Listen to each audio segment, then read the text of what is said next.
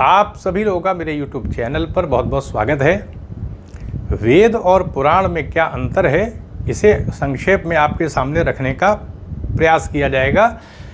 पुराणों की भूमिका जो है वो बहुत ज़्यादा दिखाई पड़ती है, यानी भारत की जो लोक संस्कृति है, हम कह सकते हैं भारत के अंदर जो सांस्कृतिक परिवेश आज दिखाई पड़ता है, समन्वित संस्कृति का, भक्ति आंदोलन का जो विकास दिखाई पड़ता है, उसमें बहुत बड़ा योगदान पुराणों का है। तो अभी आपके सामने पुराणों का जो महत्व है, उनका जो योगदान है, उसको आपके सामने रखा जाएगा। सबसे पहले हम ये देख लेते हैं, अगर हम वेद की बात करें तो वेद को श्रुति जो है बताया गया है, यानी सुना गया, यानी ईश्वर के माध्यम से जो भी ज्ञान प्राप्त हुआ ऋषियों को, मुनियों को, उन्होंने उसको याद कर लिया, निबद्ध कर दिया बाद में, तो सुना गया, ये श्रुति का मतलब होता है। और अपौरुषेय भी बताया गया है वेदों को, यानी ये ईश्वर के द्वारा, वेदों के माध्यम से जो संदेश हैं वो ईश्वर के द्वारा प्राप्त किए गए हैं, किसी मनुष्य ने उनको लिखा नहीं, उनकी रचना नहीं की गई है।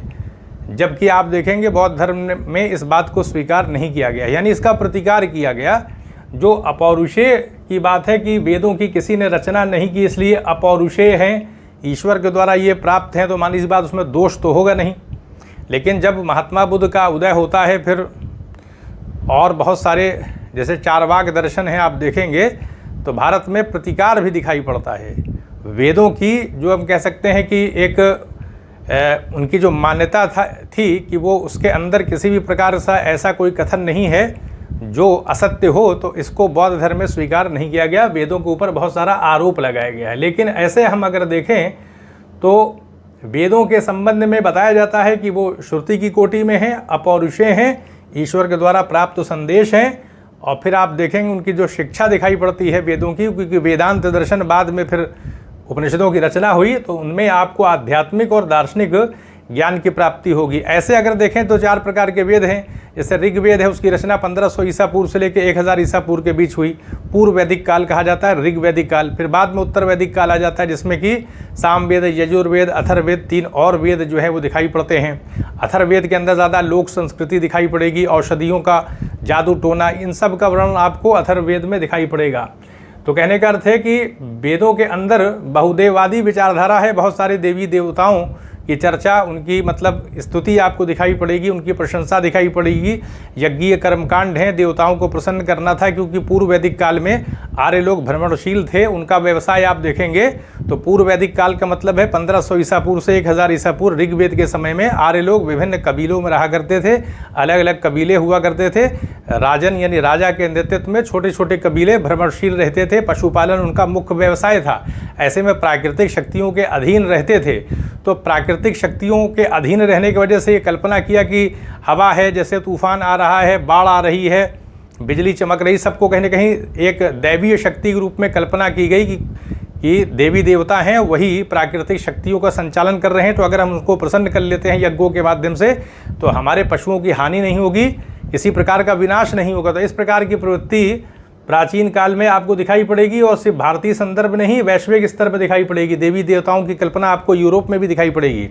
बाद में फिर जब समय मिला, कृषि व्यवस्था का विकास हुआ, यानी स्थायी जीवन हो गया, कृषि का विकास हो गया। उत्तर वैदिक काल में आर्य लोग मकान बना के रहने लगे। धीरे धीरे फिर जब समय उपलब्ध हुआ, चिंतन मनन का कार्य भी संपन्न हुआ, फिर उपनिषदों की रचना हुई, फिर एकेश्वरवाद की स्थापना आपको वेदों के अंदर दिखाई पड़ेगी। एकमात्र ब्रह्म की अवधारणा भी आपको दिखाई पड़ेगी। तो कहने का अर्थ है कि बहुदेववादी प्रवृत्ति से थोड़ा हटते हुए एकेश्वरवाद की तरफ आर्य लोग बढ़े। तो ये हमने देख लिया, थोड़ा सा एक परिचय, आर्थिक उसका सामाजिक परिवेश भी हमने देखा। तो मानी सी बात है कि वेदों की रचना उस समय कागज़ इतने उपलब्ध नहीं थे, तो मंत्रों में की जाएगी, उसको याद रखा जाता था, बाद में लिखा गया है। तो इसलिए काव्यात्मक भाषा होगी, सबके लिए सरल नहीं, समझना कठिन है बाद में। इसीलिए आप देखेंगे ये ब्राह्मण ग्रंथों की रचना की गई ताकि इन मंत्रों का खुलासा किया जाए सरल भाषा में। तो हर चीज़ का विकास समय के साथ होता है, क्योंकि जैसे जैसे समय बीता, आसानी पैदा होती गई, वैसे वैसे अध्ययन में कहीं ना कहीं कमी आने लगी, जिसके वजह से समझना मंत्रों को कठिन हो गया। तो उनका खुलासा किया जाने लगा। शब्दों की व्याख्या दिखाई पड़ेगी आपको, व्युत्पत्ति आपको दिखाई पड़ेगी शब्दों की। तो काव्यात्मक भाषा, मंत्रों की भाषा की वजह से वेदों को समझना बड़ा कठिन है। जबकि अगर पुराण को देखें तो ये लोक शैली में, आम लोगों की भाषा में समझाने के लिए, नैतिकता के विकास के लिए, धर्म की शिक्षा के लिए सरल भाषा में ये जो है पुराण लिखे गए हैं। तो ये हमने देख लिया कि किस तरह से मतलब वेद के अंदर आपको एक बाकायदा एक डिसिप्लिन दिखाई पड़ेगा। उसमें 4 वेद हैं, काव्यात्मक शैली है और कहीं ना कहीं एक आर्यों की सांस्कृतिक परंपरा भी आपको सामाजिक, आर्थिक, राजनीतिक किसी न किसी रूप में आपको वेदों के अध्ययन करने से पता लगेगी। हम ये कह सकते हैं कि सामाजिक विकास का एक खाका आपको वेदों में दिखाई पड़ेगा, चाहे सामाजिक हो या आर्थिक या राजनीतिक। अध्ययन करने के बाद सारी चीज़ें स्पष्ट होती हैं। फिर अगर हम पुराण को देखें तो वेद तो हमने समझ लिया कि श्रुति है, लेकिन इसको देखें तो ये स्मृति ग्रंथ की कोटि में आ जाते हैं ये। और माना जाता है कि अधिकतर पुराण वेद व्यास की रचना है और बहुत सारे ऋषि मुनि हैं, उन्होंने पुराणों की रचना किया। 18 पुराण हैं और कुछ उपपुराण भी हैं, जैसे ब्रह्म पुराण है, ब्रह्मांड पुराण भी आ जाता है, भविष्य पुराण आ जाता है। उसी तरीके से आपको स्कंद पुराण दिखाई पड़ेगा, मार्कंडेय पुराण है, विष्णु पुराण है, नारद पुराण है, भागवत पुराण है, कूर्म पुराण है। उसी तरीके से आप देखेंगे मत्स्य पुराण है, गरुड़ पुराण है। तो बहुत सारे पुराण आपको, अग्नि पुराण है, दिखाई पड़ेंगे। तो ये 18 जो पुराण है तो उसके अंदर आप देखेंगे ये 18 पुराण है तो इसमें क्या किस प्रकार का विकास दिखाई पड़ेगा, सारी चीज़ें दिखाई पड़ेंगी। यानी लोक संस्कृति का विकास जो है, लोगों को शिक्षित करना आम भाषा में, कथाओं के माध्यम से, कहानियों के माध्यम से। जैसे प्रेमचंद ने कहानियों को लिख करके हम कह सकते हैं भारतीय समाज को शिक्षित करने का काम किया। उसी प्रकार की ये प्रवृत्ति कहानियों, कथाओं वाली जो भारत के अंदर आप ग्रामीण क्षेत्रों में जाएंगे तो ये प्रवचन और ये लोकोक्ति और जो कथाओं का आपको कहीं ना कहीं संदेश दिखाई पड़ता है लोगों के मन के अंदर। तो उसके पीछे कारण वही है कि पुराणों के माध्यम से कथा परंपरा एक भारत में विकसित हो गई, जो ग्रामीण क्षेत्रों तक पहुंची। विभिन्न प्रकार की संस्कृतियां हैं, विभिन्न प्रकार के धर्म भारत में हैं, समुदाय के लोग पहले भी रहते थे, वहाँ भी कथाएं प्रचलित थीं, तो उनकी कथाओं को लेकर के पुराणों में शामिल कर दिया गया। तो साझा संस्कृति का, समन्वित संस्कृति का विकास आपको पुराणों में दिखाई पड़ेगा। ये जो पूरी भक्ति परंपरा है, भागवत पुराण में आप देखेंगे, भागवत पुराण में क्या दिखाई पड़ता है, श्री कृष्ण की लीलाओं का वर्णन किया गया, जिसके वजह से एक हम कह सकते हैं कि भक्ति जो परंपरा है उसका विकास दिखाई पड़ रहा है।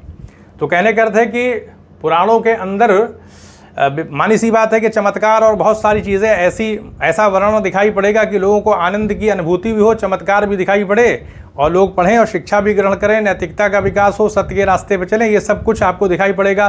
भारत में मूर्तिकला के लिए अलग अलग प्रकार की कहानियाँ पुराणों में दिखाई पड़ेगी, तो मूर्तिकला का भी डेवलपमेंट हुआ, चित्रकला के लिए भी सामग्री उपलब्ध हुई, तो ये सब आपको पुराणों में दिखाई पड़ेगा। इतिहास, भूगोल, ये सारी चीज़ें आपको पुराण में दिखाई पड़ेंगी। इतिहास भी दिखाई पड़ेगा, भूगोल का भी वर्णन है, भारत का जो भौगोलिक परिवेश है उसका भी आपको विवरण आपको पुराणों में दिखाई पड़ेगा। तो ये हमने देख लिया कि वेद और पुराणों में अंतर दिखाई पड़ता है। यानी वेद के अंदर अगर हम देखें तो वेद के अंदर आप आर्यों का विकास देख सकते हैं, लेकिन वेदों की रचना जो है वो प्राचीन का, यानी समय काफ़ी पहले है। 1500 ईसा पूर्व से अगर हम शुरुआत माने तो 600 ईसा पूर्व तक चल रहा है। जबकि अगर हम पुराणों की रचना देखें तो गुप्त काल के बाद, यानी 4वीं से 5वीं शताब्दी के आसपास में पुराणों की रचना आपको दिखाई पड़ेगी। समय का अंतर है। तो इस तरह से हम कह सकते हैं कि भक्ति परंपरा का विकास आपको पुराणों में दिखाई पड़ेगा। विभिन्न प्रकार के जो भारत में दबे कुचले लोग थे, निम्न वर्ग के लोग थे, उनको कहीं न कहीं धार्मिक शिक्षा प्रदान करने का काम भी पुराणों में दिखाई पड़ता है। उनको भी धार्मिक आज़ादी दी गई है। तो इस तरह हम कह सकते हैं कि साझा संस्कृति के विकास के लिए धर्म, सत्य और ये दान, परंपरा, कर्म, दया, ये सारे गुण आपको पुराणों में दिखाई पड़ेंगे। लोगों का प्रशिक्षण, उनकी किस प्रकार से शिक्षा की जाए, मानसिक संस्कार यानी मन के अंदर सही विचारों का किस तरह से निवेश किया जाए, उसकी क्या शैली हो, क्या ढंग हो, ये सब आपको पुराण में दिखाई पड़ेगा। तो हम कह सकते हैं कि भारतीय संस्कृति को समझना है अगर, तो फिर पुराणों का अध्ययन करना पड़ेगा।